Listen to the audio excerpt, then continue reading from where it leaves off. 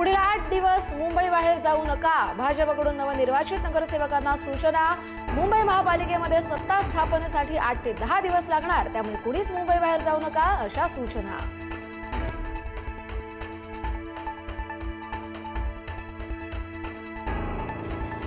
मुंबईमध्ये महापौर पदासाठी ठाकरेंची शिवसेना भाजपच्या पाठीशी असल्याच्या चर्चा. महापौर निवडीवेळी ठाकरे गटाचे 65 नगरसेवक अनुपस्थित राहतील अशी योजना आखण्यात आल्याची माहिती.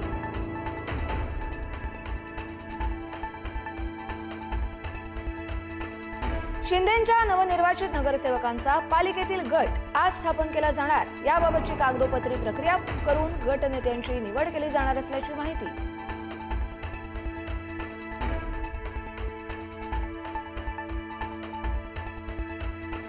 मुंबईच्या महापौर पदाबाबत पडद्यामागे अनेक घडामोडी. शिवसेनेचे नगरसेवक आज ताज लँड्स एंडमध्ये हॉटेलमध्ये.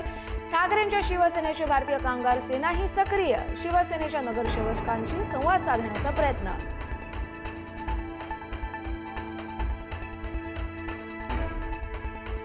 मुंबईसह कल्याण, डोंबिवली, उल्हासनगर महापालिकेमध्ये महापौर पदासाठी भाजप शिवसेनेमध्ये रस्सीखेच.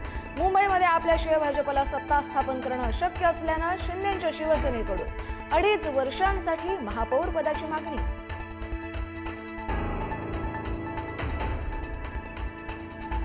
मिळालेल्या संधीचं सोनं करा. ताज लँड्स मधील बैठकीमध्ये उपमुख्यमंत्री एकनाथ शिंदे यांचा नगरसेवकांना कानमंत्र.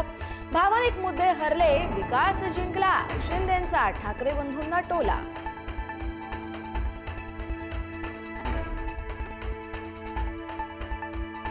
भिवंडीमध्ये भाजपचा पराभव केलेल्या विजयी उमेदवाराच्या घरावरती दगडफेक. दगडफेकीनंतर कोणार्क विकास आघाडीच्या कार्यकर्त्यांकडून भाजप कार्यालयामध्ये घुसून हाणामारी.